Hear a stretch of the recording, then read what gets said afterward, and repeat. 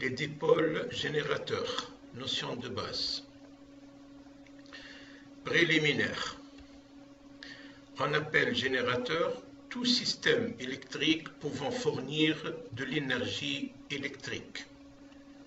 Tout générateur fournissant à ses bornes une tension constante, dans le temps bien sûr, est dit générateur de tension continue. Tout générateur fournissant à ses bornes une tension variable, dans le temps, est dit générateur de tension variable. Conception de base d'un générateur. Un générateur de tension continue est constitué essentiellement des éléments générateurs d'énergie et de deux pôles, un pôle positif qu'on note P et d'un pôle négatif qu'on note N. C'est pourquoi il est dit aussi dipôle actif. Les dipôles sont schématiquement représentés par le symbole suivant. Donc, on les représente donc par ce symbole. On voit ici le pôle positif et le pôle négatif. Courant délivré. Quand on insère un générateur de tension continue dans un circuit électrique, il fournit au sein de ce circuit un courant d'intensité constante dit courant continu. Le schéma, donc nous avons notre dipôle avec ses deux pôles positifs et négatifs, nous avons une charge et nous avons un interrupteur qui permet de connecter la charge au dipôle. Connectons alors la charge au dipôle.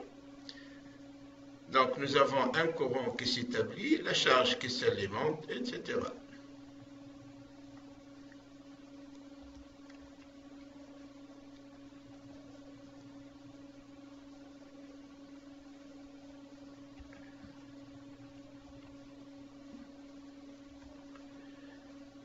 Caractéristiques, intensité, tension. Chaque générateur de tension continue a sa propre caractéristique intensité-tension, qui est une droite de coefficient directeur négatif et qui ne passe pas par l'origine du repère OIU, tel que représenté sur le graphique suivant. Donc nous avons le repère OIU et nous avons la caractéristique d'un générateur U égale UPN égale F de I. E étant la tension à vide du générateur, qu'on appelle aussi force électromotrice et qu'on désigne généralement par FEM. Le ICC, c'est l'intensité de court-circuit du générateur, c'est-à-dire l'intensité que ce générateur débiterait quand on le connecte à un circuit électrique, exemple un simple fil électrique de résistance faible, voire très faible. Le coefficient directeur de la dite caractéristique, intensité-tension d'un générateur de tension continue, représente sa résistance interne, R. L'équation de la caractéristique d'un générateur UPN égale F de I est égale à UPN égale E, la force électromotrice, moins RI. Ou encore I égale, entre parenthèses, E moins UPN sur R, avec E supérieur à 0 et R supérieur à 0. Partant de cette équation, UPN égale F de I, on détermine le courant de court-circuit.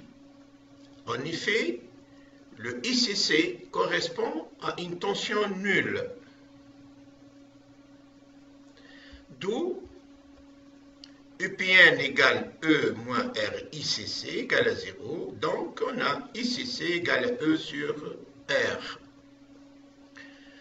L'équation UPN égale F de I, où le UPN est en volts, R en ohms, I en ampères et E en volts, représente la loi d'Ohm relative au générateur.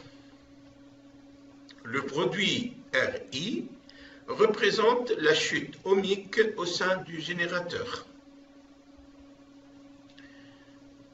Montage des générateurs. On dit que des générateurs sont couplés en série lorsque le pôle positif de l'un est relié au pôle négatif de l'autre. Notre premier dipôle, deuxième dipôle, la connexion, troisième dipôle, quatrième dipôle. Donc ces dipôles sont connectés en série. On voit bien la liaison entre les pôles négatifs, positif, négatif, positif, négatif, positif, négatif. Le couplage de générateurs en série permet d'obtenir un générateur équivalent dont la force électromotrice E est égale à la somme des forces électromotrices des générateurs accouplés.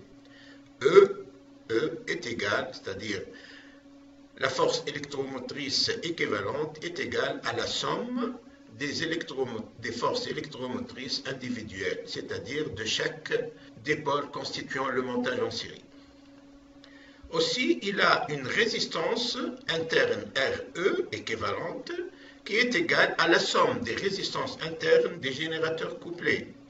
R équivalente égale la somme de I égale à N de RI. RI étant les résistances internes de chaque dipôle. Comment me contacter?